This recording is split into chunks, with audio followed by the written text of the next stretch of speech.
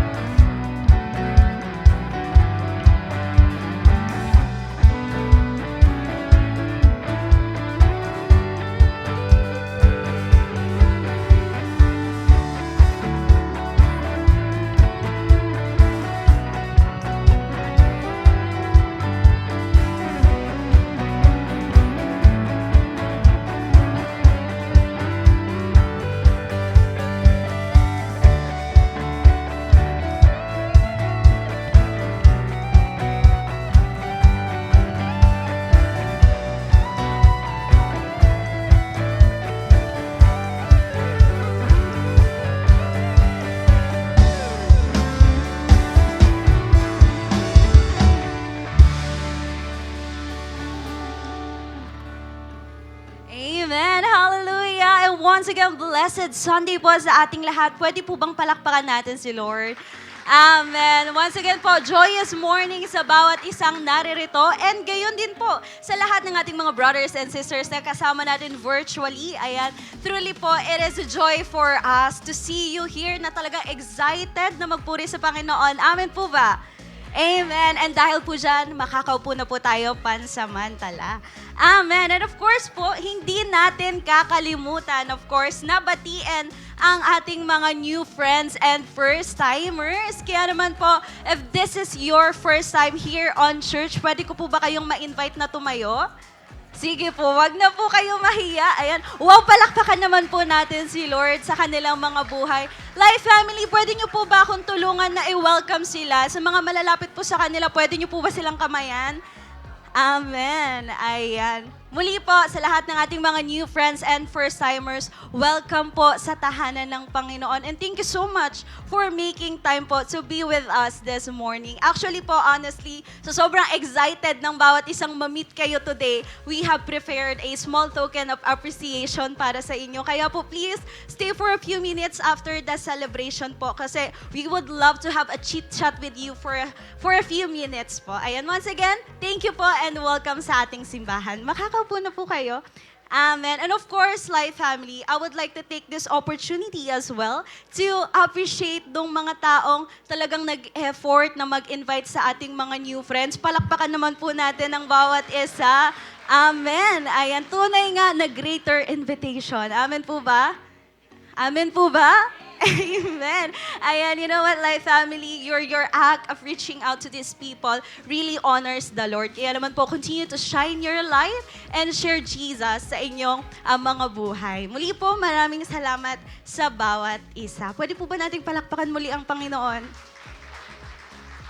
Amen. And now po, to move on, here's an exciting announcement for all of our youths. Kaya naman mga kabataan ng Light, be excited and mark your calendars because on February 8, ayan, at 4 p.m., we will be having a special Light Youth event entitled Love Game. Ayan, pwede niyo po bang palakpakan si Lord?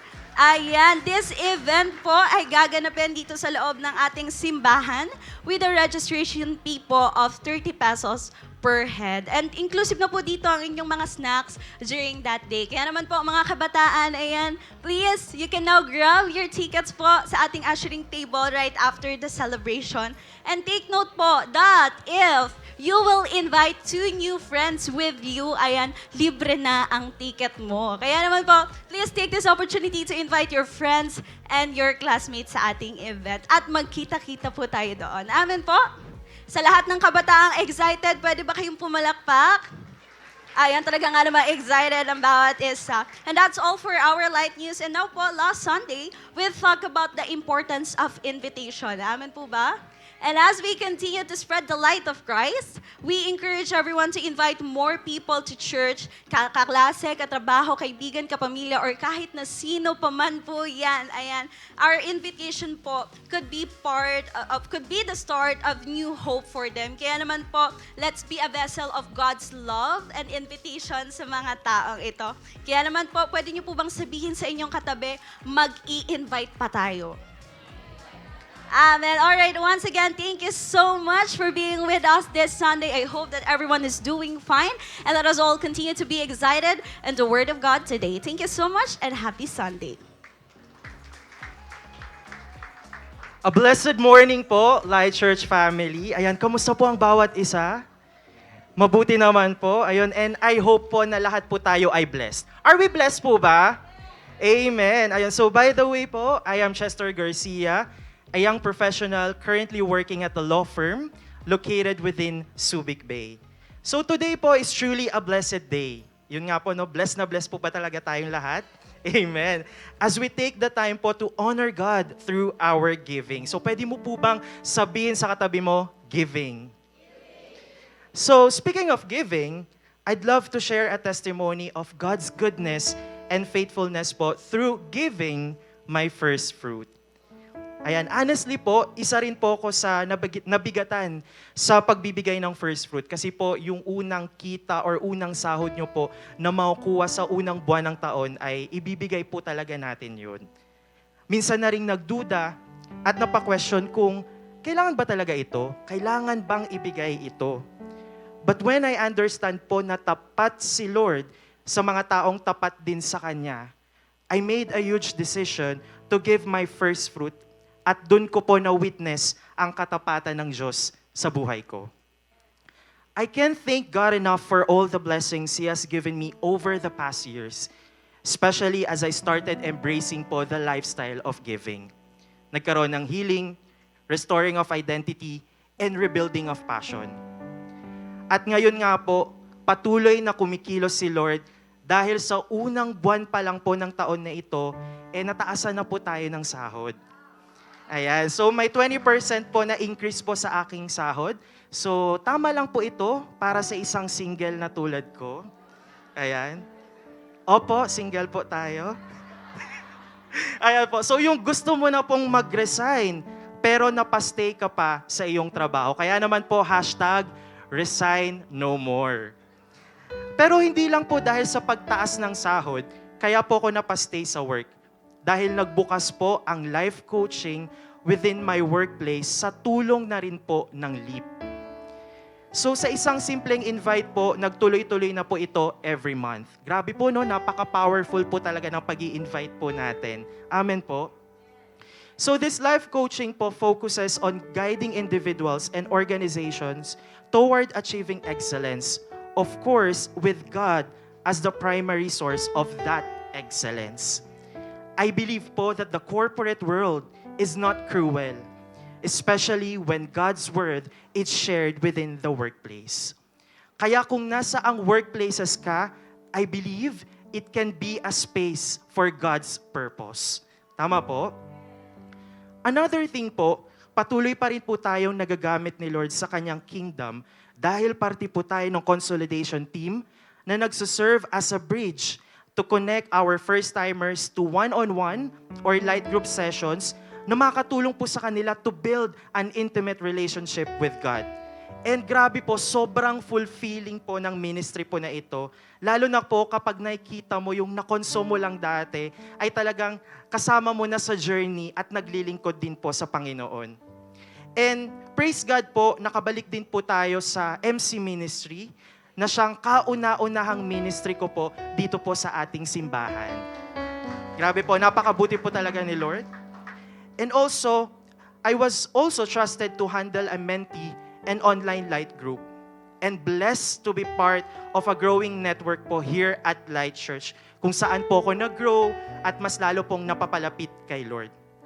Grabe po, ang sarap lang din po talaga sa pakiramdam na kahit gaano ka-busy, pressured, stressful po sa trabaho, ay nandiyan po yung mga taong talagang kaya kang suportahan, bigyan ka ng kalakasan, at ito po yung pinakagusto ko sa lahat, kaya po nila magbigay ng pahinga.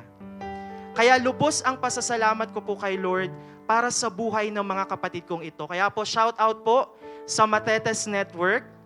Ayan, the best po kayo at talagang mahal na mahal na mahal na mahal na mahal na mahal ko po kayo. Kaya naman po, para sa mga nandito po on-site at sa mga nanonood po sa atin online, I encourage you to join a light group po. Kailangan nyo po ng light group. And lastly po, hindi lang po nag-provide si Lord sa aming pamilya ng sarili naming lupa kung saan po kami naninirahan for more than 32 years. But also God provided us with a new house. Hindi po para i-renovate ang aming existing na bahay, but to build an entirely new one, na magsisimula na po ang construction next month. Tunay nga po talaga na Greater 2025. Dahil po dito, ang pagbibigay ng first fruit ay paalala po sa akin na ang nagawang pagpapala ng Diyos sa nakaraan ay kaya niya pong gawin ng higit pa, hindi lang po sa kasalukuyan, kundi maging sa kinabukasan. God is good and faithful now and forever, not just in the past, but also in what's to come. Amen po ba? Sa totoo lang po, very challenging po talaga ang pagbibigay, lalo na po itong first fruit. Nasaan mang season po tayo. Even when we find ourselves in favorable circumstances, we might forget that God is the source of all we have. Similarly po, in challenging times, we might overlook that God provides and remains faithful. Kaya naman po, every time na magbibigay po tayo, nawa maalala po natin ang lahat ng meron po tayo ay dahil lamang po sa habag, grasya, at pagmamahal ng Diyos. Ang sabi nga po sa Proverbs 3:9, honor the Lord with your wealth, with the first fruits of all your crops.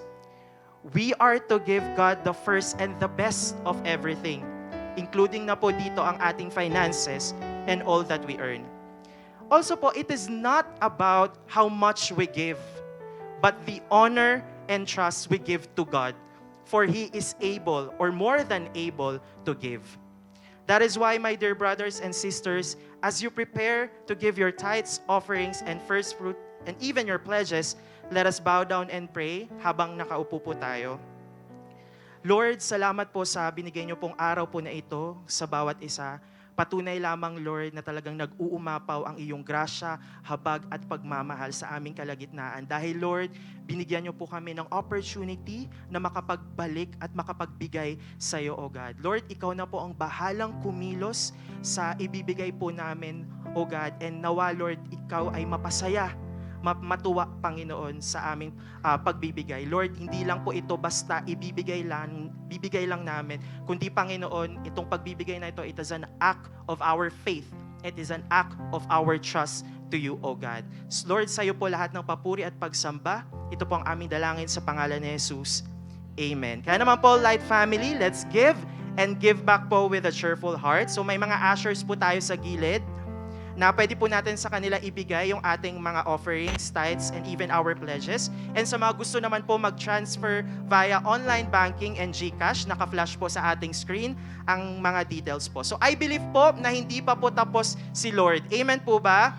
Kaya naman po, stay expectant because He is ready to give you more. God bless po, Light Church family.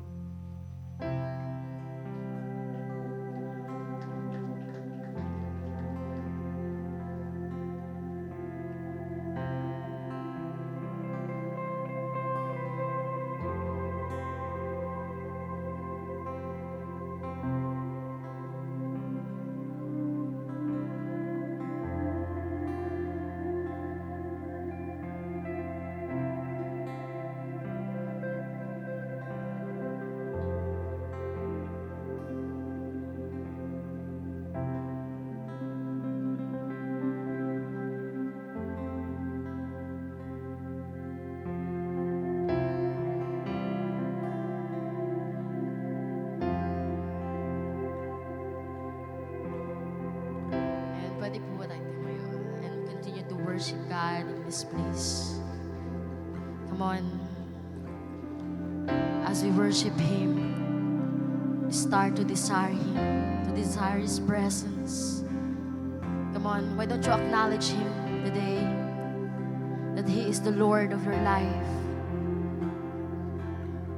Come on, draw near to Him, acknowledge His presence. Come on.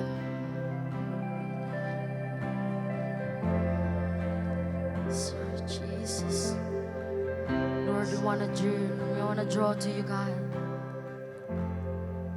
Lord, we desire your presence. We desire your face, God.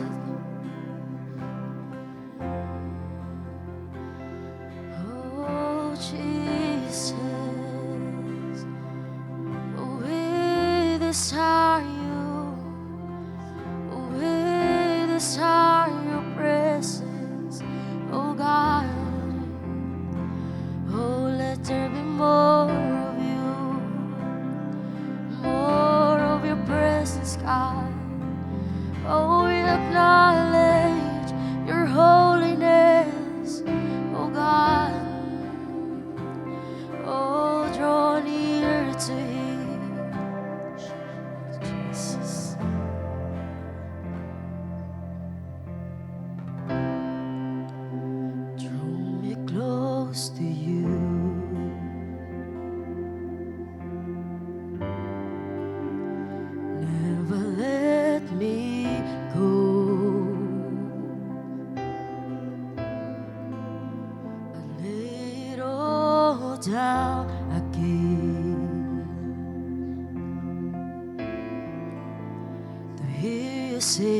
that I'm your friend.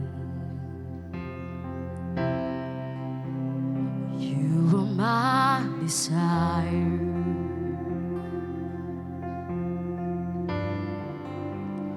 No one else will do. 'Cause nothing else can take your place. To feel the warmth of your embrace. Help me find a way and bring me back to you. You're all I want. You're all I've ever needed. You're all I want. Help me know you are near. You're all I want. You're all I've ever needed. You're all I want. Help me know you are near. Help me know you are near. Help me know you are near.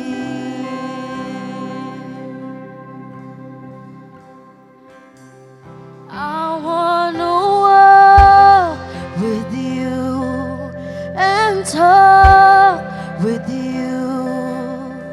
Hear you speaking, feel you breathing. Walk with you and talk with you. Hear you speaking, feel you breathing. Walk with you. Oh Jesus, I wanna walk with you, oh God.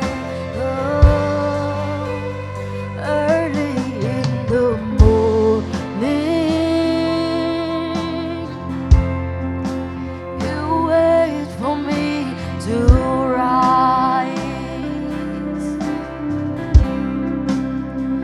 counting down the seconds till I open up my eyes. I hear your invitation. You have been so patient. So Lord, this is my reply. I wanna walk with you and talk with you. Hear you speaking, feel you breathing. Walk with you and talk with you. Hear you speaking, feel you breathing. Walk with you. By the quiet waters, you fill me with your peace. Through the darkest valley,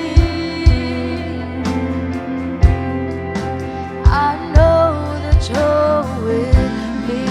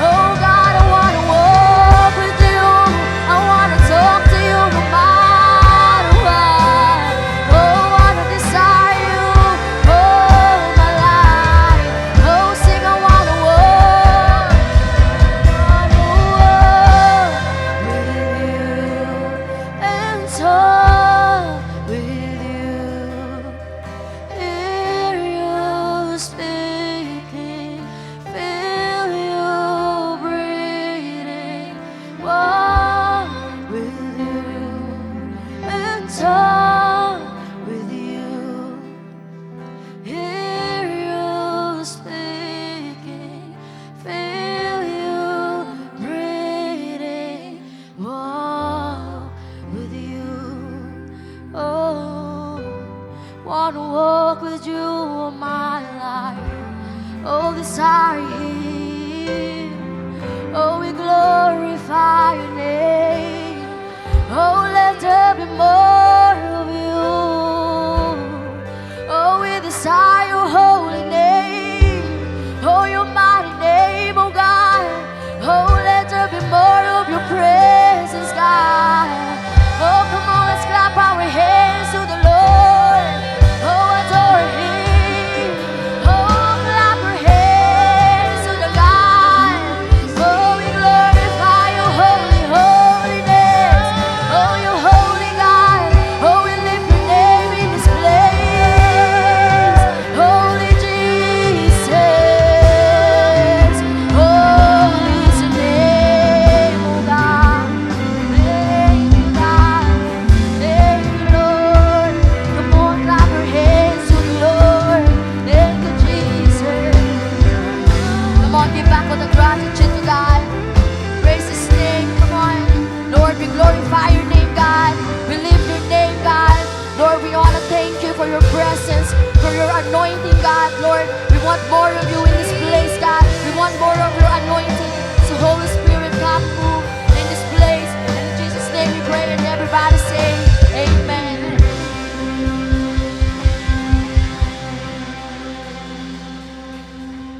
Our vision word for 2025 is greater. Everybody say greater. Big sabihin ngayon pa lang, i-claim mo na ang buhay mo will be greater than the past years. Because this 2025, maniniwala kang greater ang Diyos mo. Greater ang Diyos mo sa anumang sitwasyon na meron ka. Greater ang Diyos mo sa anumang sakit na meron ka. Greater ang Diyos mo sa anumang problemang meron ka. Because greater is He that is in me than he that is in the world. Come on, kung naniniwala ka dyan, give praise to Jesus. Give the best praise to Jesus. Come on. Hallelujah. Yes, God, you are great, God. You are great, great Father. You are our great, great Father. Thank you, Jesus. Thank you, Jesus. Hallelujah, God. Salamat po, O Diyos. Dahil sa buong linggo, binigyan mo po kami ng pagkakataon na isang araw, ilaan namin yon para sambahin ka. Para parangalan ka, Panginoon. We thank You for that day. Thank You that You have made a Sabbath, O God, for us to worship You together with our brothers and sisters, Lord. Nabigyan ka ng glory sa pamamagitan ng aming pagkanta. Lord, we thank You. We give all the praises to You. You deserve it, God. And also, Lord, we believe na meron ka pong salita sa amin, meron kang mensahe sa amin. Kaya sa mga oras na to, Diyos, ang puso namin ay inahanda namin para sa pagkain naming espiritual. Ihanda mo ang aming mga tenga, ihanda mo ang aming mga puso, Panginoon, sa mga salita mo, O God. Tanggapin namin ito, Panginoon, ang buong puso. Lord, Holy Spirit, kumilos ka po sa amin. And we are ready, O God. We are ready sa gagawin mo po ngayong araw na ito, God. We thank You, Jesus. We worship You and we glorify You in Jesus' name. Hallelujah. Amen, amen. Sige po, palakpakan natin si Lord. Stay standing. We will read our scripture. Psalms 92 verses 12 to 14. Sabayan niyo po ako sa pagbabasa. It says, "The righteous shall flourish like a palm tree. He shall grow like a cedar in Lebanon." 13, "Those who are planted in the house of the Lord shall flourish in the courts of our God." Last, "They shall still bear fruit in old age. They shall be fresh and flourishing." Pagpalain po ng Panginoon pagbasa ng kanyang salita. Bago po tayo umupo, sabi mo sa katabi mo, God is great. We may all be seated. Amen. So, kumusta po ang inyong mga linggo? Nakaka-3 Sunday na po tayo simula nung pumasok po ang taon. Tama po ba? Kumusta po ang mga New Year's resolution natin na ginawa po natin nung unang araw ng taon? Nasunod po ba yon? Ayan. Sabi nung isa, "Pastora, sorry, hindi ko po nasunod yung New Year's resolution ko na magda-diet na po ako kasi hanggang ngayon po may spaghetti pa rin po sa bahay." So after po ng Christmas hanggang ngayon, bloke-bloke pa rin po sa freezer namin yung mga spaghetti. Mukhang may pagka-immortal po ang mga spaghetti natin, no? Hindi sila nawawala. Ayaw nilang mawala. Sabi mo siguro, ala, kinain ko na ito bakit meron pa rin? Ayan, meron pa po ba? May mga spaghetti pa po sa inyo. Ayan, pwede nyo pong dalhin dito sa church. Kainin po natin yan lahat. Ayan. Well, speaking of mawala, alam niyo po ba, ayon po sa pag-aaral, meron pong top 3 lost concern of people. Or 3 bagay po na ayaw ng tao na mawala. Are you ready? Are you ready for this? No. Number 3, syempre 3, 2, 1 tayo. No? So una, lalapag ko muna yung top 3, sabi niya, ayaw daw mawala ng tao ang kanyang relationship. Yan. Tingnan mo yung katabi mo, mukhang una pa lang. Sabi ko sa uy, una pa lang, intro pa lang ito ikaw na yan. Relationship, ayaw daw niyang mawala yung relationship niya sa kanyang family, sa kanyang friends, of course, sa kanyang partner o sa kanyang asawa, no? Or sa kanyang mga anak, kasi ito daw po yung kanyang source of happiness. Ito daw po yung source ng kanyang emotional support. Kaya nga po sa kultura po natin ngayong Pinoy, di ba, marami mga compound, magkakasama pa rin na magkakapamilya. Tama po ba? Ayaw maghiwa-hiwalay. And kasi nga, ayaw mawala ang relationship. Pangalawa, no, second spot, ay napunta po sa health. Ayan. Totoo po ba ito na ayaw nating mawala ang ating kalusugan? No, syempre, priority daw ng tao ang kanyang kalusugan. Ayaw niya itong mawala sa kanya. Priority niya ang kanyang physical at ang kanyang mental well-being. And people, values good health. Kaya nga po nauso ang iba't ibang klaseng diet. Ano po yung mga diet na yon? Baka isa po ito sa mga diet ninyo.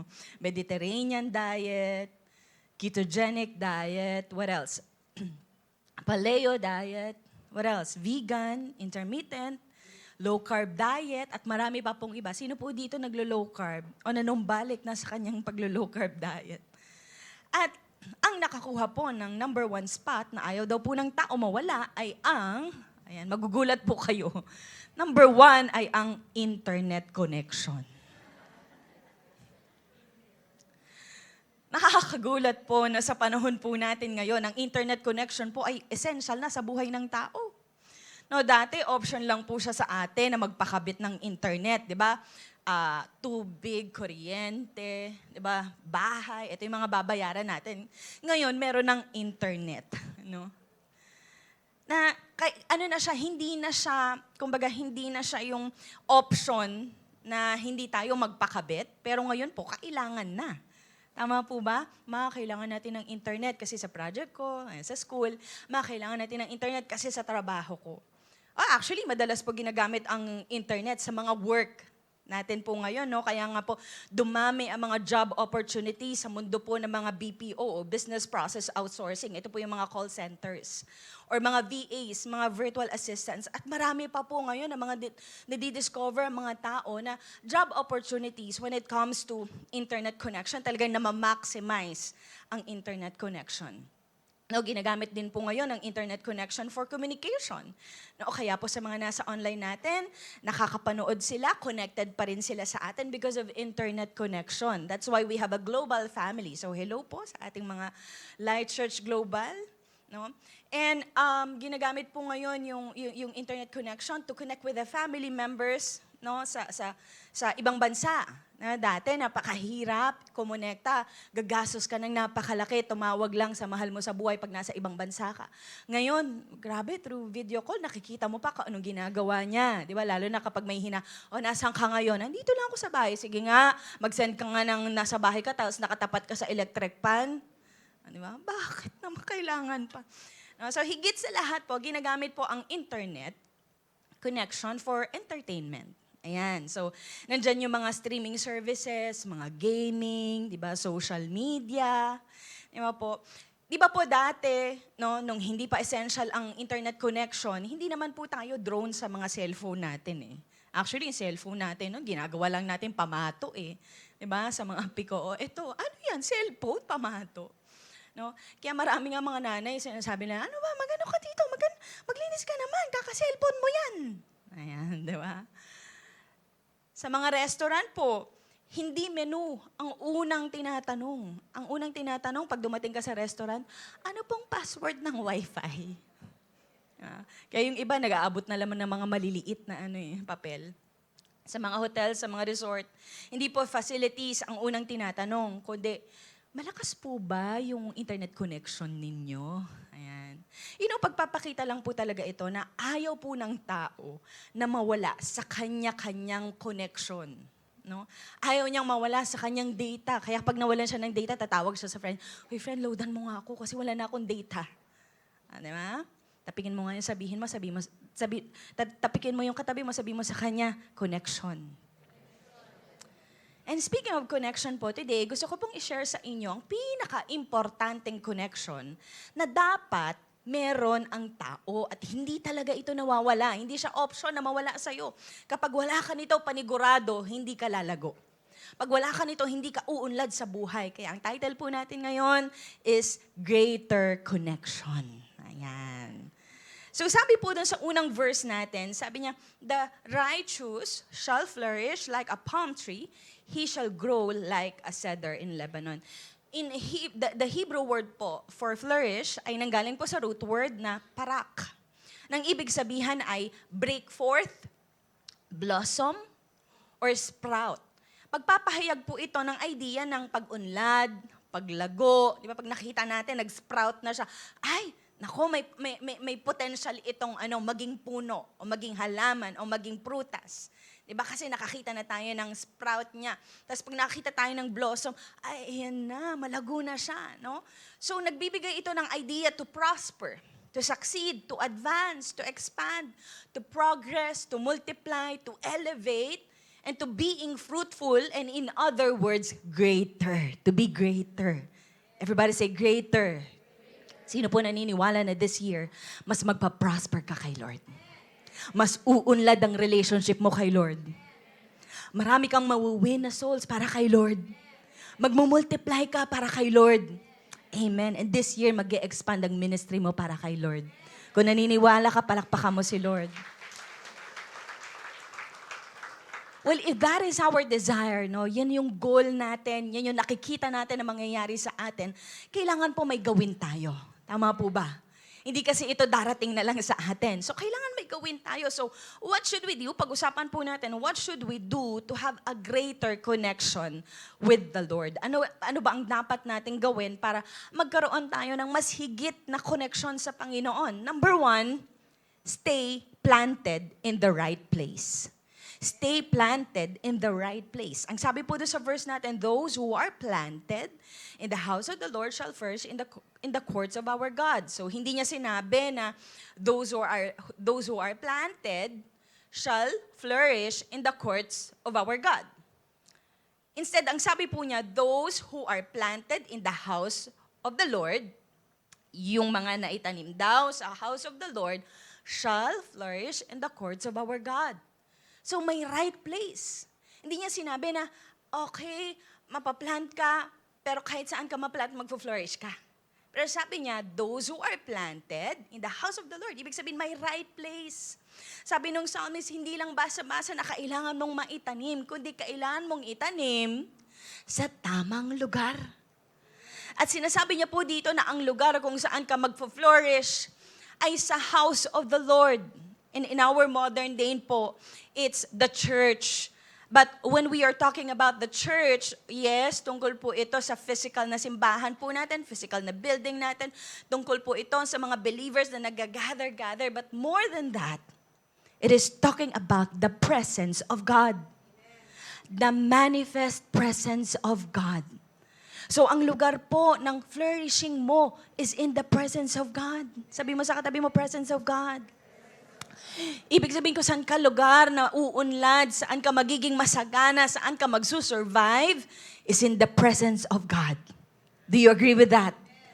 Kailangan mong mag-stay sa presence ng Diyos. You know, gustong-gusto ko po itong principle na to because in the book of Genesis, pinakita po ng ating Creator na ang bawat mga nilalang niya ay may lugar kung saan sila magpo-flourish. So nilikha muna ni Lord yung place bago niya likhain yung mga creatures, no? Bago niya likhain ang mga nilalang. He created the place before He created the entity. So, ganun po ka-committed si God na mag-flourish ang kanyang creation, including tayo. At mas lalo tayo. Tama po ba? So for example, hindi po create ng Panginoon ang isda muna. Tapos nung nakita niya, okay, gagawa ako ng isda. Tapos nakita niya, nagpa-plap-plap yung isda. Parang naghihingalo. Ay, naku, nakalimutan ko. Dapat pala sa tubig to. Okay, sige, kalma ka lang. Okay, ayan na yung tubig. Hindi naman po ganon pagkakalikha ng Panginoon. Tama po ba? No? Create niya muna ang paglulugaran ng isda bago niya likhain ang isda. Not just that, hindi lang siya nag-create basta-basta ng paglulugaran ng kanyang mga creation. Pero nilagay niya ang bawat entity sa right places nila. Hindi niya sinabi na, okay, magka-create ako ng water, magka-create ako ng sky, magka-create ako ng ground. Kayong mga nilikha ko, bahala na kayong pumili kung saan nyo gustong tumira. May nakita na po ba kayo na ibon na lumalangoy sa ilalim ng dagat? Ay, may ibon! Lumalangoy siya. Hindi. Mamamatay po yung ibon, tama ba? May nakita po ba kayo na kabayo na lumilipad? Sabi ng anak mo, opo, unicorn. May nakita ka na bang isda na nakatira sa ground? Sabi ng anak mo ulit, opo, si Ariel, yung Little Mermaid. Wala, tama po ba? Because bawat entity ay may right places at kapag tinanggal mo sila sa right places nila, their lives will be ruined. Worst, mamamatay sila. Ang isda kapag tinanggal mo sa tubig, panoorin mo, mamamatay siya at magiging relyenong bangus. O inihaw na bangus. O tilapia. Ang star, pag tinanggal mo siya sa sky, panoorin mo siyang bumagsak at maging meteorite. At doon na siya mamamatay. You know, ang meteorite po ay isang patay na star. Kasi bumagsak na siya, hindi niya nakinaya na kumapit sa sky. Ang puno, kapag tinanggal mo sa soil, panoorin mo, malalanta siya at mamamatay siya. Do you know that? At kung aalisin mo ang tao mula sa presensya ng Diyos, panoorin mo kung paano siya mawalan ng maayos na buhay. Paano siya mawalan ng kabutihan ng puso. At panoorin mo kung paano siya mawalan ng joy at ng peace. Why? Because people need to be in the presence of God. Amen. This is why God is so committed na mag-flourish ka. Kaya nga lahat ng paraan ginawa niya para lang magkaroon po tayo ng access sa kanyang presensya. Kung sino-sino mga individual ang tinawag niya para lang ibalik po tayo sa kanya, sa presensya niya. Simula kay Noah, papunta kay Jesus, hanggang sa mga disciples, at hanggang sa panahon po natin ngayon, gumagamit si Lord ng mga tao para lang ibalik ka sa presensya niya. Amen. Sige po, palakpakan natin si Lord. Mabuti ang Panginoon. Kaya nga po mga kapatid, huwag mo hayaan na may mga tao o bagay na magpapalayo sa'yo sa presensya ng Panginoon. Amen. Pansin mo ba, minsan, parang, okay, nandito na, gusto na nating kumonekta sa presence ng Lord. We are in the right place. No? Pero pansin mo ba, minsan, kung kailan nag-decide ka na magbabasa ka na ng Bible, doon ka naman inaantok. Kaya minsan ginawa mong pampaantok ang Bible. Yung nagbabasa ka na, sabi mo, in the beginning, ayun, nagbigin ka na ring matulog. Diba, kung kailan Sunday, dun sumisigaw yung mga labada mo. Wag mo akong iwan, wag mo akong iwan. Pero pag Monday and Saturday, okay naman sila, tahimik sila. Tapos kung kailan magta-tights ka, doon naman may maniningil na mga kautangan. Diba? May mga sale. Lord, baka naman next week na lang o next month na lang.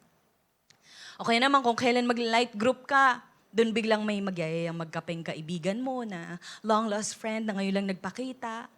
Tapos bigla na may birthday.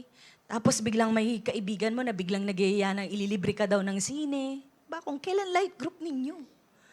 So ikaw palagi mong paalam, mentor, kasi ganito, ganyan. Palagi ng tuwing like group, may ganap? Kapatid, wag po natin hayaan na yung kabisihan po natin ang magpapalayo sa atin sa presensya ng Lord. Huwag mo din hayaan yung mga, in a way, parang persecutor mo, tao ba yan o pangyayari ba yan na tanggapin na lang yung mga nangyayari sa'yo, sinasabi sa'yo, yung mga tungkol sa'yo, at hanggang sa bumitaw ka na kay Lord. Huwag mo din hayaan yung mga hardships ang magpatigil sa'yo sa connection mo sa presensya ni Lord. I pray mga kapatid, this year, lahat po tayo magte-testify na mawala man ang lahat sa atin, mawala man lahat sa'yo, ang bahay mo, ang trabaho mo, kotse mo, kahit mga followers mo sa Facebook, huwag ka lang mawala sa presensya ng Diyos. Amen. Na kung matatapat ka man sa sitwasyong sabay-sabay nakataya ang mga bagay na pinagtutuunan mo ng panahon, piliin mo nawa ang presensya ng Diyos. Why? Because that's the right place for you. That's the right place where God designed you to flourish. That's the right place where God put you to grow. Amen. Sabi mo sa katabi mo, sabi mo sa kanya, stay lang tayo ha. Stay lang tayo. First point pa lang tayo, stay lang tayo. Sabi mo sa kanya, gising ka pa.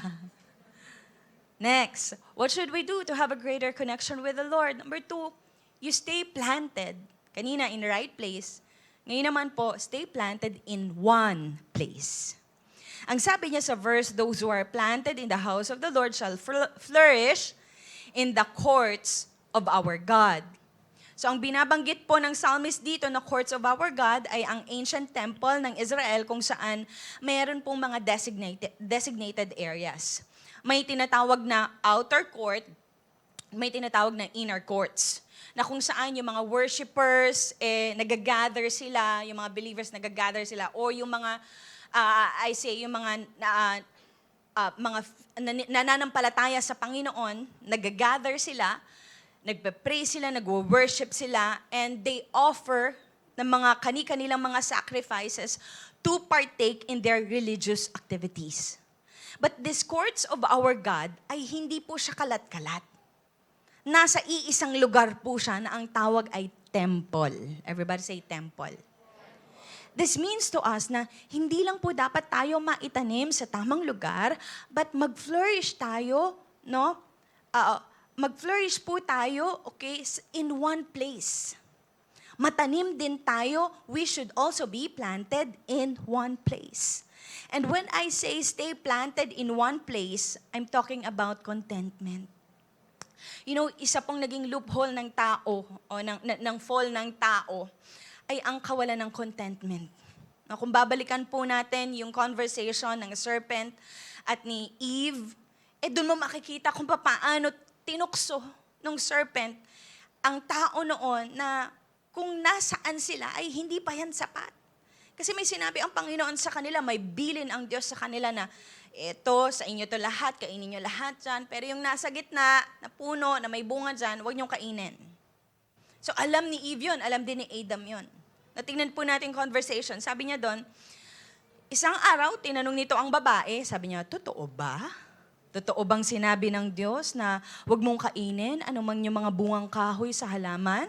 So sumagot naman po si Eve, sabi niya, maaari namin kainin anumang bunga na halaman o bunga sa halaman, wag lamang ang bunga ng puno na nasa gitna. Wag daw. Sabi daw ng Diyos na wag namin kakainin, hihipuin man ang bunga nito. Kung kami raw ay kakain ito, mamamatay kami. So yun yung alam ni no? Kumbaga nasa core memory niya, alam ni Eve, yung bilin, no? Yung will ng Diyos sa kanila. Okay? At sabi niya doon, sabi nung ahas, sabi niya, hindi totoo yan. Hindi kayo mamamatay. Sabi lang yan ng Diyos, sapagkat alam niya kung kakain kayo ng bunga na yon, ay makakaunawa kayo. Kayo'y magiging parang Diyos. At malalaman niyo ang mabuti at masama. Yun ang makikita po natin dito, yung pag-uusap nila, yung conversation nila, pagpapakita lang po na ang tao talaga ay may tendency ng discontentment. Kagaya po ni Eve, I'm sure, alam niya na nasa tamang lugar siya. Nasa lugar siya ng kasaganahan. Plus, may access sila sa presensya ng Lord as in close relationship. audible voice talaga ang naririnig niya. Tayo, nananalangin tayo kay Lord, please, magsalita ka sa akin. Pero sila talagang audible. Nagsasalita talaga ang Lord sa kanila. Hindi ng sulat, hindi nila babasahin, pero talagang nagsasalita ang Panginoon, naririnig talaga nila. Pero pag pumasok talaga ang discontentment, kahit gaano mo pa nakikita ang sarili mo, nasagana ka sa presensya ng Lord, hahanapin mo pa rin yung nag-iisang wala sa'yo na nakikita mo sa iba. And Eve wasn't contented with the presence of God. She wants to be God. Are you here? And some of us, nilagay na ni Lord sa right place, but we don't stay in one place. I mean, kagaya po ni Eve, the enemy is deceiving us. And the enemy is making us think that there's got to be another place. There's got to be another place where I can flourish.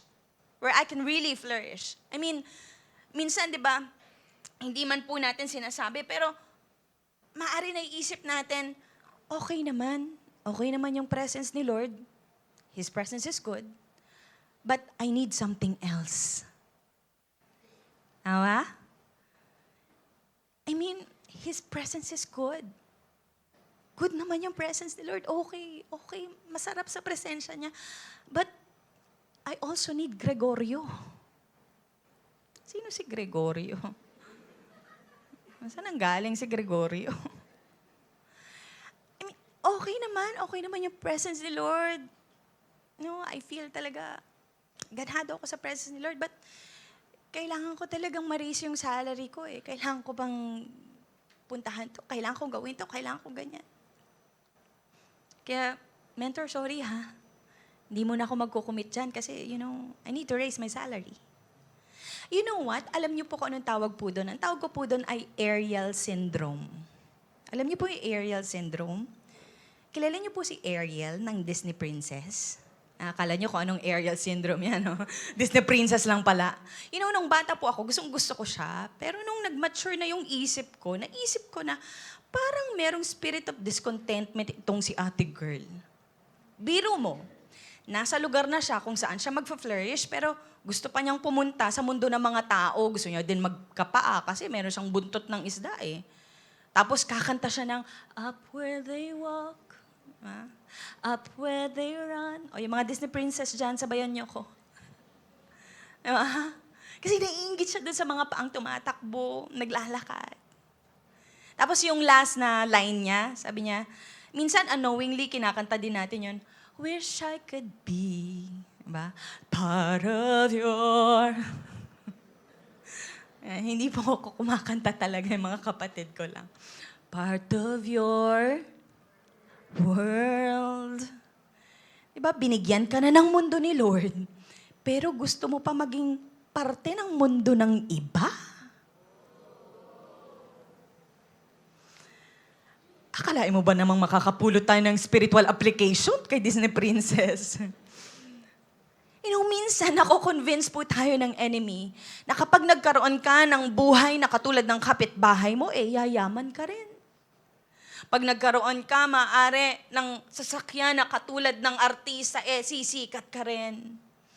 Kapatid, I came here today to say to you, the Creator of our universe have created one place for you to flourish.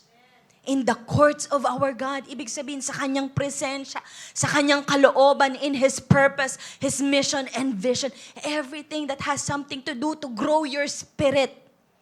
That's the one place. Amen. Pansin ko lang din po, ang dali po sa atin, lalo na kapag dumadaan po tayo sa problema, yes, we are in the right place, nilagay na tayo in one place, pero parang dahil nga dumadaan tayo sa problema, ang hirap sa atin to stay planted. To stay planted sa isang lugar na maaari nag-feel sa atin, na-feed yung flesh natin. Masarap sa pakiramdam, sumasaya tayo dyan. Pero ang hirap sa atin na mag-stay planted sa mga bagay na talagang doon tayo mag-grow spiritually.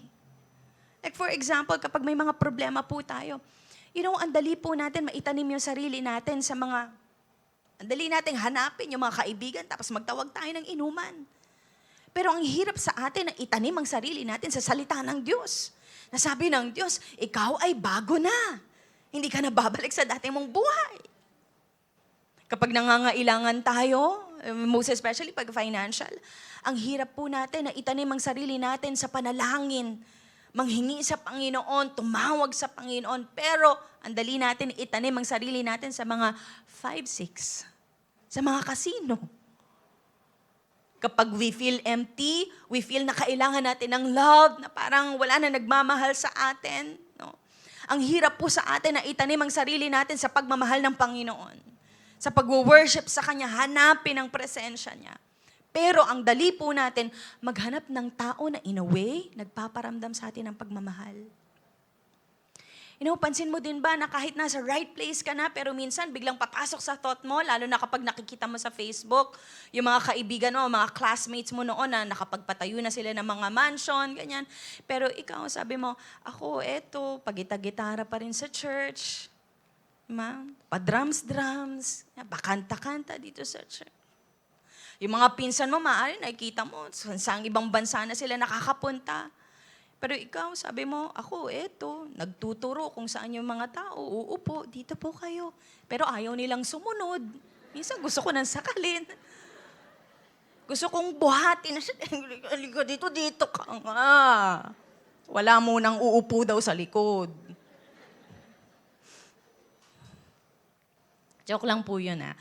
Mababait po ang mga ushers natin. Kaya nga minsan, pag hindi sumusunod, okay na po yun. Okay ako.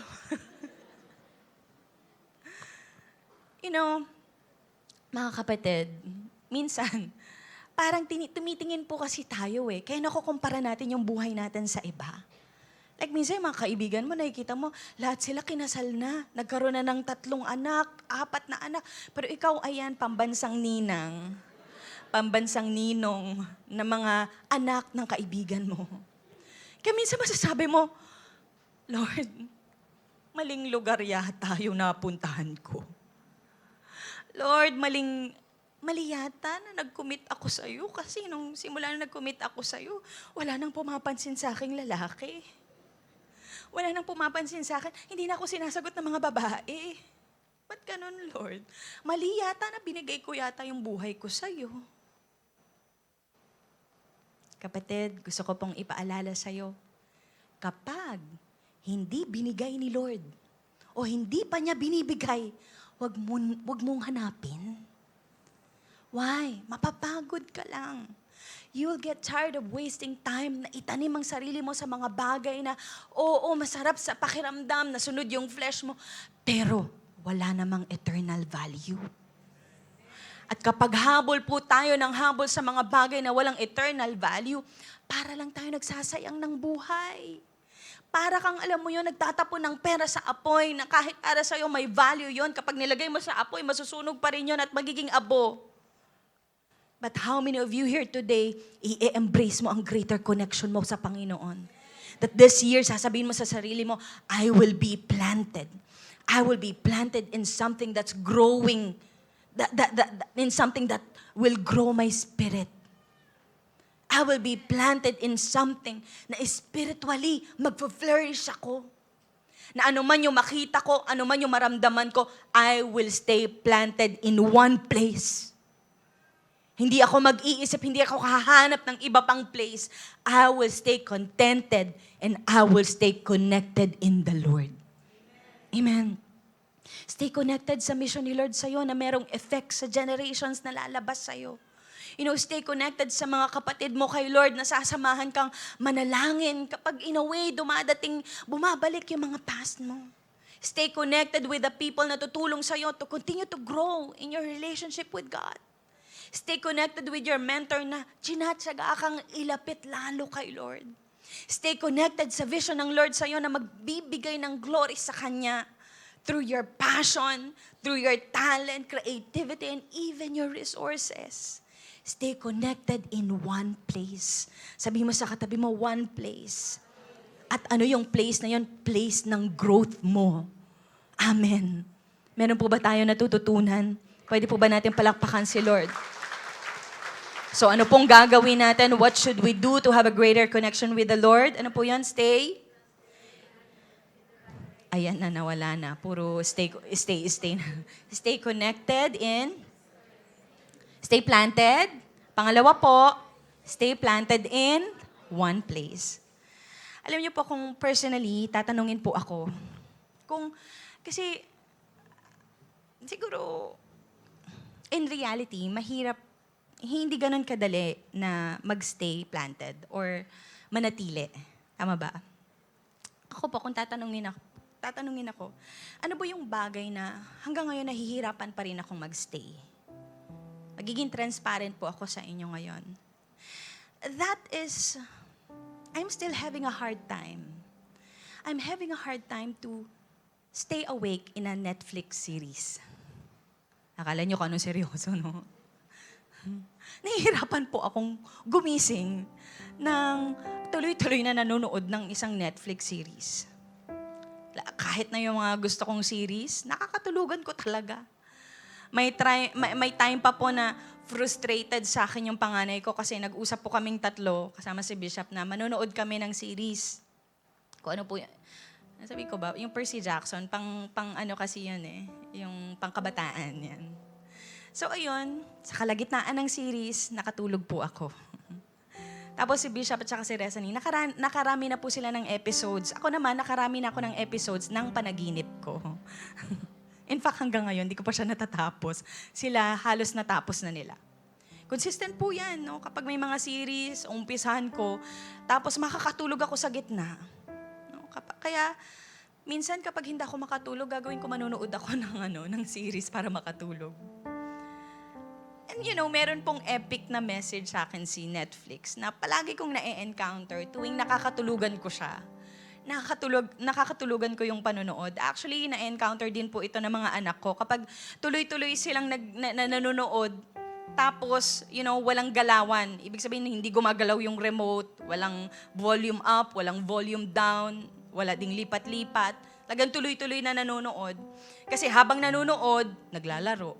Habang nanonood, yung isa nagsi-cellphone. I don't know kung kayo din po na-encounter yung message na to ni Netflix. Ano po yung message na yun? Pakilabas nyo nga. Ayan, familiar kayo. Sabi niya, are you still watching? You know, naglalabas po si Netflix ng trigger message na to kapag na-detect niya na wala nang interaction. Wala nang interaction sa'yo over a certain period of time. And this message is not just to see kung nandyan ka pa rin. Yung message na to, I think, no, hindi ito para malaman niya na, are you still in the room? Andyan ka pa rin ba? But I think it's also to see kung engaged ka pa rin ba sa panunood. Are you still following the story? O baka nakasampung episodes na ang naskip mo? Are you still following? Are you still engaged? You know, gusto pong malaman ni Netflix if you're still connected to the story. Parang sinasabi, are you still connected with us? Kasi minsan po pwedeng nandyan ka pa rin. You're still in the room. But you're not connected anymore. You're still in the room. Pero, you know, nagsi-cellphone. Pwedeng you are still in the room but not planted. Maaring nandyan ka pero hindi ka na nakatuon doon sa palabas. And today, you may be in this room and not engage in this message. And gusto nyo pa po ng mas malalim, pwedeng perfect attendance ka every Sunday. Memorize mo yung mga scripture readings natin every Sunday, pero hindi pa rin lumalago. Kaya nga po, you know, nakaka-amaze, no? Yung strategy ni Netflix to make the people engage doon sa kanilang palabas by pausing the program and say, are you still watching? Kasi kung nandyan ka pa, dapat may interaction ka. And you know, I want to use that as our reflection today. Hindi ko na po hihintayin pang magkalahati ng taon para magtanong sa'yo. Unang buwan pa lang ng taon, tatanungin na kita. Are you still? Gagamitin ko po yung parang strategy ni Netflix. Gusto kong palitan yan. Are you still connected? Are you still connected? Dahil kung connected ka pa rin, you should be engaged. Engage ka sa vision ni Lord. Engage ka sa mission na Lord. Engage ka sa purpose ni Lord. If you are still connected and planted, you are engaged in the things that make you flourish in the Lord. Not in your dreams. Not in yourself. And most of us, ang interpretation po natin ng flourishing, gagawin po natin lahat ng bagay all at the same time. That's flourishing. Alam mo, gusto ko magtayo ng business this year. Nag-establish ako ng business. Tapos bibili ako ng maraming bahay, bibili ako ng mga kotse, ganyan. And then, kapasok ako sa Bible school, mag-enroll ako sa Bible school kasi gusto ko ding mag-preach. Gusto ko yung ginagawa ni Pastora na yan. Then mag-open ako ng restaurant. Kasi gusto ko din ng may sarili akong restaurant para hindi na ako naghahanap ng mga kakainan. Tapos mag-enroll din ako maging teacher kasi gusto ko din nagtuturo sa mga bata Magpapatrain din ako maging fitness coach kasi gusto ko maging trainer You know, nakakalungkot po dahil sa panahon po natin ngayon, mas engage tayo sa word na flourish. We are creating a culture na kapag marami kang ganap, you are flourishing. Kapag puno ang calendar mo sa isang buwan, puno ang calendar mo sa isang week, you are flourishing.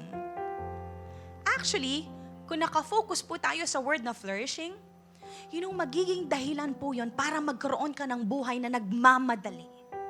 Matatanim mo ang buhay mo sa buhay na fast-paced. Alam mo yon? Yung sa sobrang bilis ng pacing ng life mo, halos hindi na tumatapak yung paa mo sa ground. Hindi mo alam kung nasa present ka pa ba. Na kailangan kang tutukan ng kaibigan mo, sabihin sa'yo, alam mo pa ba yung nangyayari? Are you still in the present? Hey, you have to ground yourself.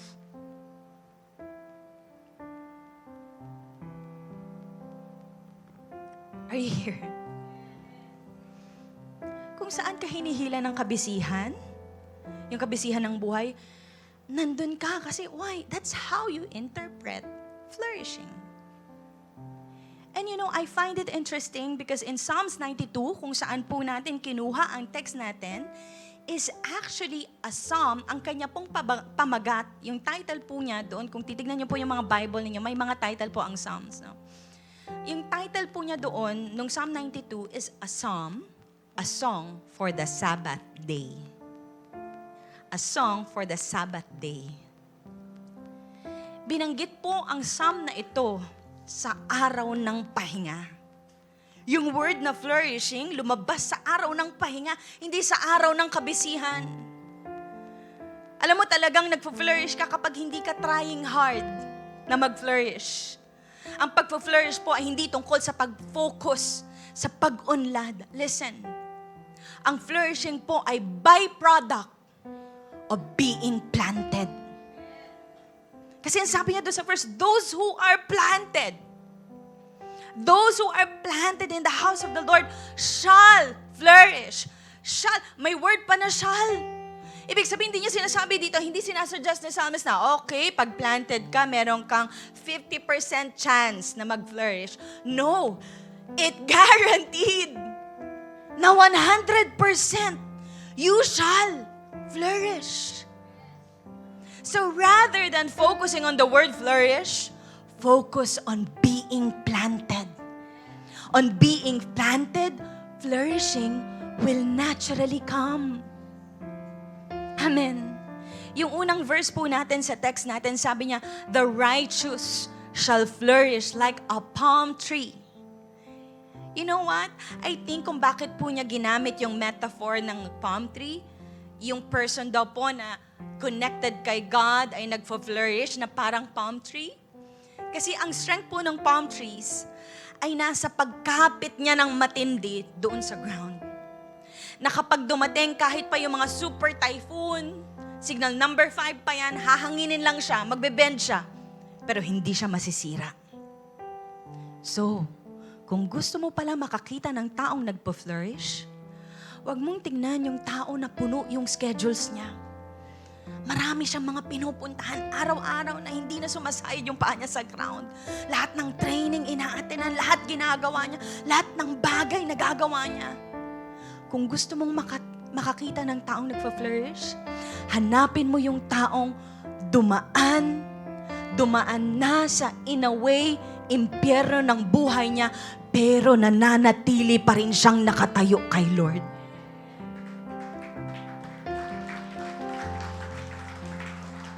Deserve po ng taong yun ang palakpak. Why? Kasi grabe.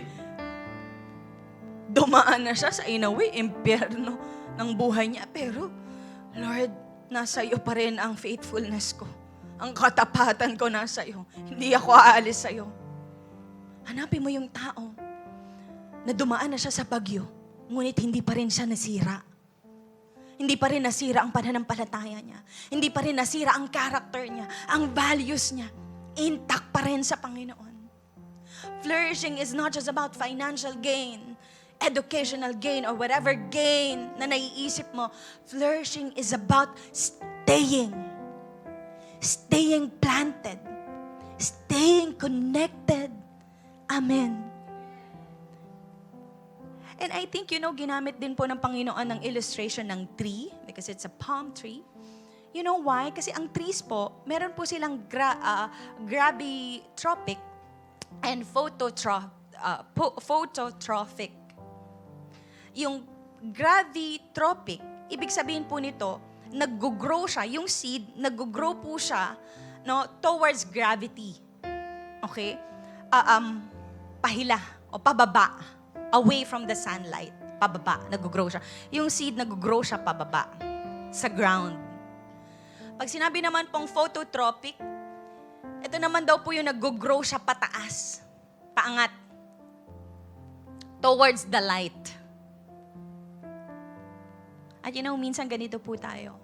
Mas namamangha po tayo kapag may sprout na.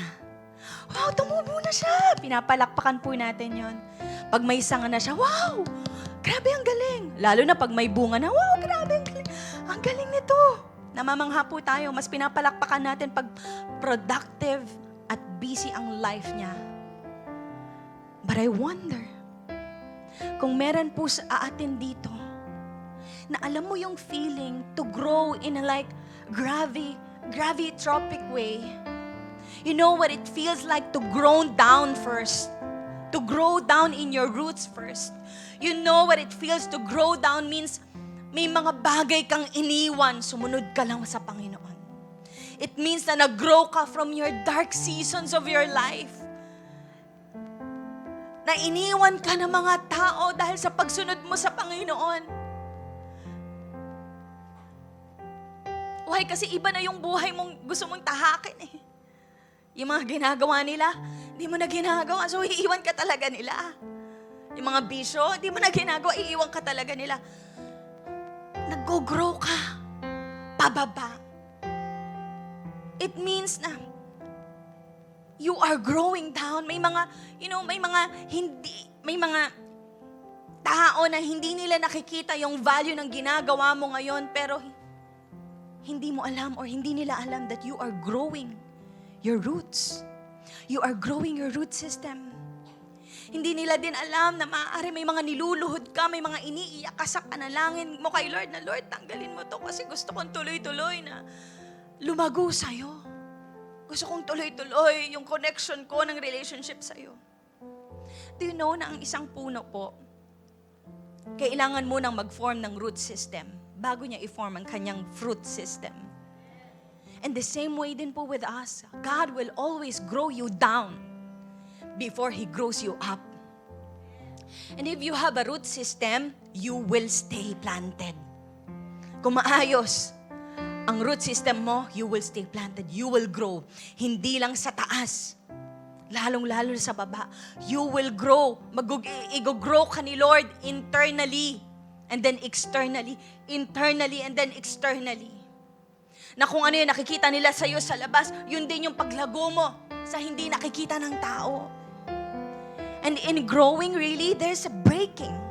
Di ba yung seed, kailangan po siyang ma-break para magkaroon siya ng ugat at ng sprout. And some of you dumaan sa mga breaking seasons ng life niya. Some of you dumaan sa mga rejections, sa mga iniwan ka, sa mga minaliit ka. Pero dahil you stay planted, yung breaking na yon, ginugrow ka pala internally. Yung faith mo, yung character mo, yung values mo, nag-grow. Ini-establish pala ni Lord yung root system mo. Kasi kung nag-grow ang root system mo, kusang mag-grow ang fruit system mo. Pero most of us, most of the time, hinahanap po agad natin yung fruit system. Gusto natin agad ng bunga. Kaya kapag binibreak tayo ng Lord, binibreak ng Lord ang character natin, hindi mo alam, ini-establish pala ng Lord yung root system mo, bibigay ka eh. Bibigay ka sa trick ng enemy sa'yo. Lord, ano ba naman to? Ayoko nito. You know, the same thing na ginawa niya kay Eve, ng enemy.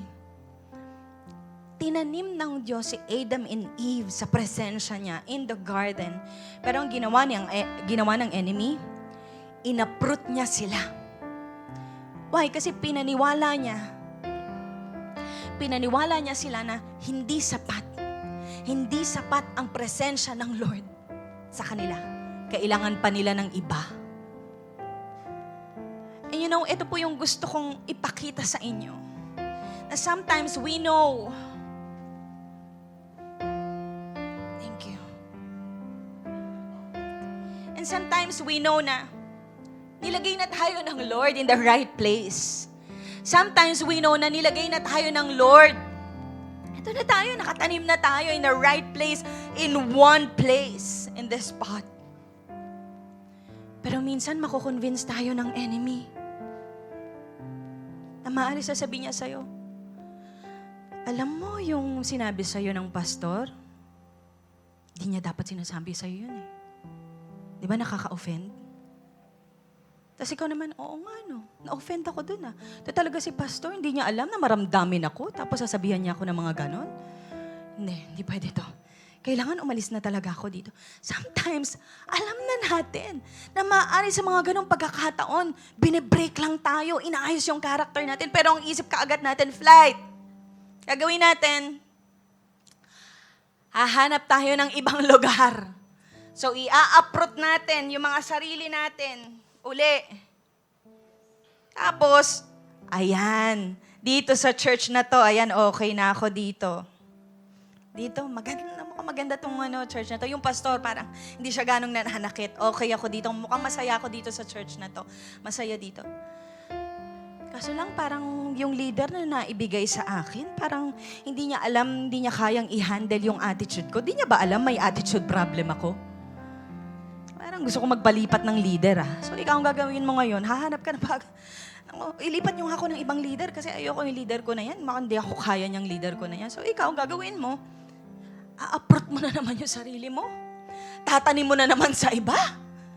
Ayan, mukhang okay na ako dito sa church na to. Mukhang okay na ako sa church na to. Mukhang tatagal ako dito. Pero siguro mga after ilang mga buwan, ilang taon, mukhang parang tagal ko na sa church na to, pero parang hindi yata ako nabibigyan ng ministry. Hindi ako pinapaakyat, hindi ako pinapakanta. Maganda boses ko. Kailangan ko pumunta sa ibang church na doon makakahawak ako ng mic at mailalabas ko ang aking mga songbird na boses. Kailangan. So ikaw, hahanap ka na naman. Hindi, kailangan dyan ako. Kailangan doon ako sa church na may ministry ako eh. Doon napapansin ako eh. Doon ako sa may spotlight. So uproot mo na naman yung sarili mo. Hanap ka na naman ng ayan. Ito gusto ko dito sa church na to. Talagang makakasundo ko mga tao dito. Gusto ko dito sa light group na to, makakasundo ko itong mga to. Gusto ko itong ministry na to, mukhang dito. Ito na talaga yung gift ko. Pero mamaya-maya, naisip mo na naman, parang ilang taon na ako dito, wala nagkakagusto sa akin. Hindi yata ako magkakaasawa dito Hindi yata ako magkakasama dito sa church. Alam mo, kailangan kong lumipat ng ibang church kasi sa ibang church may mga magkakagusto sa akin. May mga magaganda yata, may mga pogi. tingin ko kailangan ko talaga. O minsan naisip din natin, alam mo, kailangan ko mag-iba ng karir. Kasi parang yung karir ko ngayon, walang patutunguhan. Alam mo, kailangan ko mag-iba ng business. Ang gagawin mo, alam mo, kasi kailangan kong ibahin yung mga nangyayari sa buhay ko. Dapat iba-ibang taon, iba-iba din yung mga pinupuntahan ko. So ang gagawin mo, uproot mo na naman yung sarili mo at itatanim mo na naman sa iba.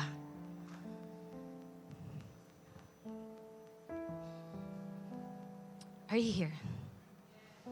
At ilan po sa atin dito, nakita mo yung buhay mo na parang ganito? Walang patutunguhan. Saan ka ba talaga? And we are like leaving a mark, a mess, and uncontinued life. Uncontinued pursuit. Na maaari maggulo, palipat-lipat ng paso, iba't ibang paso. Kaya magtataka ka kung bakit hindi ka nagpa-flourish. Why? You never stay planted. Are you getting me? Maybe the reason there's no fruit dahil palagi kang upset. Hindi ka kontento. At dahil doon, you keep on uprooting your life. Pag may naramdaman ka lang na parang na-offend ka, hindi dyan. May naramdaman ka lang na parang hindi maganda sa pakiramdam mo. Hindi ka love. Ay, ayoko na dyan. You keep on flighting. Yung pananampalataya mo palagi lumilipad. Kung saan-saan. Pero, if you stay planted, no? Patulong po. If you will stay planted, this will be your life. It's growing. Mas mayabong. Mas maraming leaves. Nag-grow siya. At kapag nag-grow pa yan, kailangan na siyang ilagay sa mas malaki pang paso. At hindi na po mapipigilan ang paglago niya. Kailangan mo na siyang ilagay sa ground talaga para mas tumangkad pa siya. Fully grown palm tree. Amen. Mga kapatid, sino po dito? Sinasabi niya na this year, ito ang vision ko sa life ko. Magiging maunlad, magiging mayabong, magpo-flourish. Pero, may provision ang vision. Alam mo kung anong provision? You stay planted. You stay connected. Amen. Sino po dito sinasabi niya kay Lord, Lord, dumating man ang pagsubok, dumating man ang mga bagyo, sa gitna ng taon na ito, dumating man ang buhos ng ulan, I'll stay planted. I'll stay connected with you and help me to stay connected. Amen. Pwede po ba natin palakpakan si Lord? Tatayo po tayong lahat. At bilang challenge po natin, gusto ko pong ibalik yung ni-recreate kong Netflix message na hindi na si Netflix ang nagsasabi o nagtatanong. It's like Jesus is asking you, are you still connected? Are you still connected? Kasi marami po sa atin. Kapag simula ng taon, madali tayong maging connected kay Lord. Sabayan mo lang yung hype ng New Year. Pump up ka kasi may New Year's resolution. You know, magiging connected ka na kay Lord, magiging committed ka na, pero pagdating na ng kalagitnaan, unti-unti nang nawawala ang connection. Sa totoo lang po, madali pong maitanim, pero mahirap manatiling nakatanim. Mahirap ang manatiling nakakonekta, lalo na kapag dumadaan na sa mga pagsubok ng buhay. Pero isa rin pong katotohanan na lalago ka lang kung mananatili ka if you will stay planted. Can you bow your heads and close your eyes? Kapatid, kung magiging honest ka ngayon, you will stay. Pastora, that message is for me. Kasi ilang taon na ang lumipas, pero parang hindi ko nakikitang nagpo-flourish ang buhay ko. Ang dali ko pa rin makonvince ng kaaway na merong ibang lugar para sa akin na lumago. At kakahanap ng lugar na yon, I ended up frustrated, broken, devastated, to the point na hindi ko na alam kung ano ba talagang purpose ng life ko. Pastora, ako yan eh. Na kung ano-ano yung gusto kong itry sa buhay ko. Pero ang manatili kay Lord, hindi ko trinay. Ako yan. Kung nakita mo yung sarili mo, that you are like this in this message, that you see yourself in this message, I pray na buksan mo yung mga puso mo ngayon dahil gusto kang kausapin ng Lord. Kung nakita mo yung sarili mo na maaari, na-uproot mo yung relationship mo kay Lord, na-uproot mo yung sarili mo sa mission ng Lord, sa vision ng Lord, o sa purpose ng Lord sa buhay mo, this is your time. This is an opportunity for you to go back to His mission, to go back to your relationship with God, to go back na makonect ka uli sa Panginoon, and this time, magde-decide ka na mag-i-stay ka kay Lord. That you will stay planted. Dahil ang goal mo ay mag-flourish ang life mo. Magawa mo ang purpose mo. That's why, gagawa ka ng decision today. I will stay planted. I will stay connected. Come on. Kung ikaw yung tao na yun, pwede mo bang itaas yung mga kamay mo? Bilang surrender kay Lord. Na sinasabi mo sa Kanya, Lord, na-realize ko na kaya pala wala akong nararating dahil I keep on uprooting my life. I keep on uprooting my life away from you. Away from my relationship with you.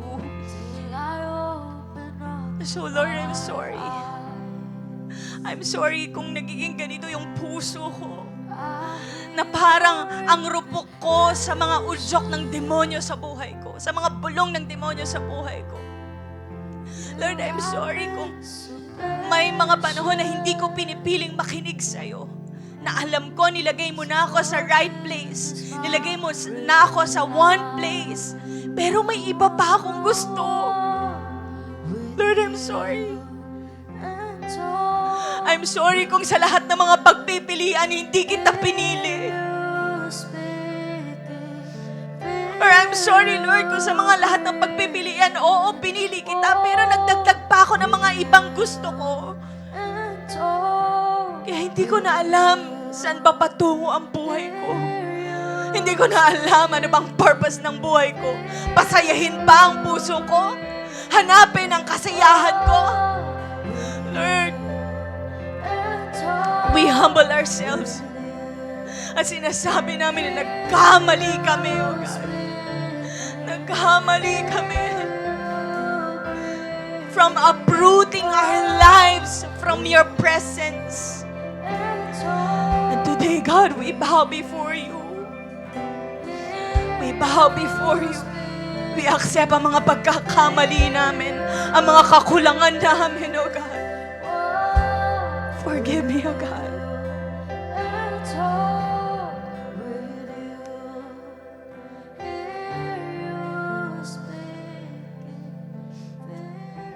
Kung ikaw yung tao na maaari, hindi mo pa na-surrender ang buhay mo sa Panginoon, and this is the very first time you hear this message and you want to surrender your life to Jesus, this is your opportunity. This is the day to give your life to Him. Kung ikaw yung tao na yun, manatili kang nakayuko, manatili kang nakapikit. But can you raise up your hands so I can lead you into a prayer? And by raising up your hands, it's like you are surrendering to God. And I want to lead you into a prayer. You will repeat after me. Sabihin mo, Lord Jesus, nakita ko po na kailangan kita. Kasi ang buhay ko ay mapapariwara kung wala ka. Kaya Panginoon, salamat. At inalay mo ang buhay mo sa akin. Salamat po sa iyong pagmamahal. Na sapat ang pagmamahal mo. Binayaran mo ang aking mga kasalanan. Na dapat ako ang mamamatay pero pinalitan mo ang lugar ko. At sa pagtugon ko sa pagmamahal mo, binibigay ko sa iyo ang buhay ko. Ikaw ang maging Panginoon ko at tagapagligtas. Gusto ko pong ikonekta ang buhay ko sa iyo. I want to be planted. I want to be connected with you. I want to stay planted. Bigyan mo po ako ng lakas. In Jesus' name. Huwag na po kayong susunod. If ikaw yung tao naman that you want to recommit, reconnect, na-realize mo na, Lord, ang tagal ko na. Ang tagal ko na sa simbahan. Pero parang hindi ako nag-grow. Ang tagal ko na sa light group, pero hindi ako nag-grow. Pero Lord, this time, I want to flourish. Pero hindi ako magpo-focus doon kasi it's just a byproduct na lang. But this time, Lord, nakuha ko na yung key. Nakuha ko na yung sagot. And that is to stay planted. That's why today, I want to connect again. Gusto ko uling i-connect ang buhay ko that this year, this will be a greater connection for me. My relationship with you. Kung yan ang panalangin mo ngayon, pwede mo bang itaas sa mga kamay mo? And then as the worship team leads us to worship, may it be your prayer and declaration na, Lord, I wanna be with you. Hindi lang ang makilala ka, pero ang makasama ka. Ang mahalin ka rin. Hindi lang ang mahalin mo ko, pero ang mahalin ka rin. I want to stay. I wanna stay with my relationship with you. Na kahit dumaan man ako sa mga pagsubok, matitinding pagsubok, breaking, mananatili pa rin ako sa'yo. Pipiliin kong manatili sa'yo.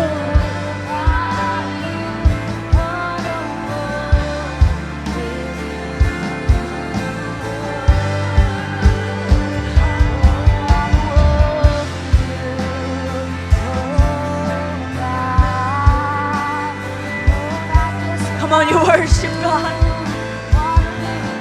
You respond to God.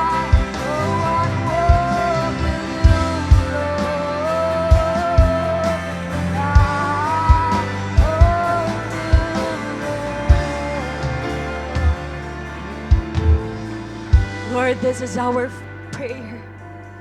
Ito po yung desire namin sa mga oras na ito. Ay ang manatili kami kasi nakita na namin yung buhay namin. That if we keep on uprooting ourselves from your presence, walang mangyayari sa amin, walang patutunguhan ng buhay namin, hindi kami mag-grow. Kaya Lord, this is my desire, this is our desire today, is for us to stay planted, to stay planted. That's why, Father, you help us to stay planted. The Lord, may we fix our eyes on you. Not just on the prize, pero may we fix our eyes on you dahil ikaw palang prize na namin. That we are not focused on the fruit, we're not focused on the flourishing, but we are focused on you, God. We will be planted in you this year and the rest of our lives, Lord. Mananatili kaming planted sa'yo. Mananatili kaming planted sa bahay mo, sa presensya mo, sa kalooban mo, sa mission mo, sa vision mo, sa purpose mo sa buhay namin. That is our declaration, oh God. May you help us, Holy Spirit, that this commitment ay tumatak sa mga puso namin, na every time dadaan kami sa mga pagsubok namin, ipapaalala mo sa amin ito, oh God. We thank you, Lord. Alam ko po may ginawa ka po sa amin. May ginawa ka sa mga buhay namin, sa mga direction na gusto namin tahakin, oh God. May ginawa ka sa mga decisions din namin, oh God. Lord, we thank you. Maraming salamat, oh Diyos. Lord, deserve mo ang papuri. Deserve mo ang praises, oh God. Deserve mo ang parangal, Panginoon, dahil you are a great God. You are a powerful God. Thank you, Jesus. We thank you, Lord. Come on, palakpakan uli natin ang Panginoon. Malakas na palakpak. And I believe there's a reason to celebrate. Come on, there's a reason to celebrate. Come on, Light Church, again and once again, a great clap of praise for our Lord. Come on, mataas at malakas na palakpakan para sa ating Panginoon. And sa mga nahuli pa na kayong lights and offering yung basketball. Let's sing this song.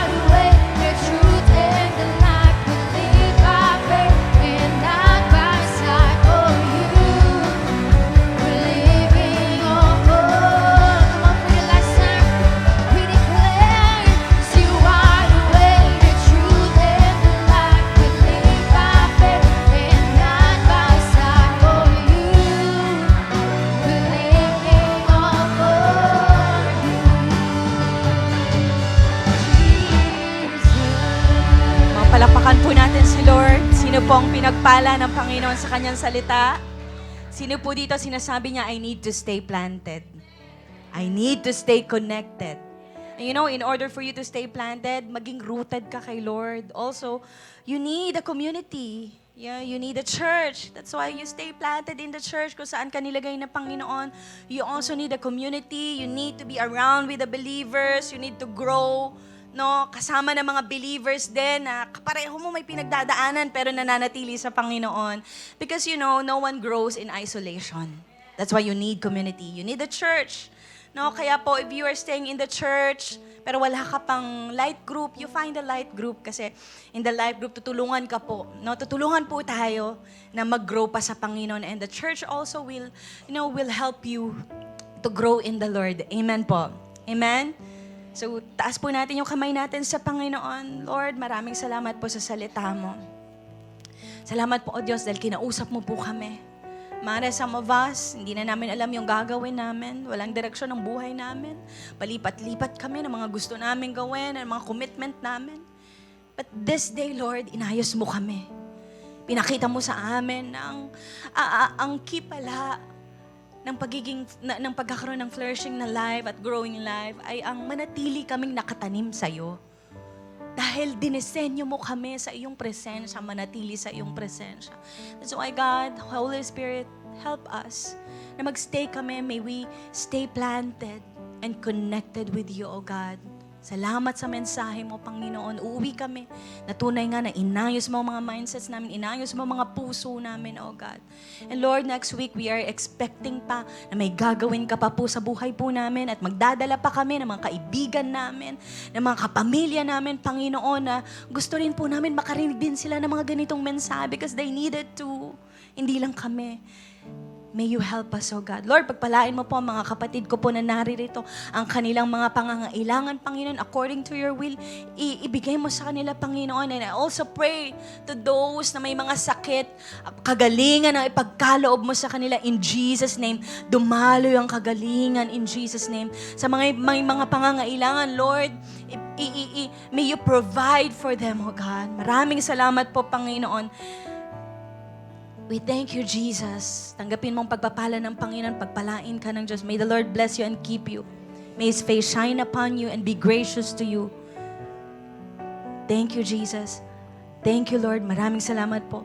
In the name of the Father, and of the Son, and of the Holy Spirit, all God's people say aloud, Amen, Amen. Palakpakan po natin si Lord.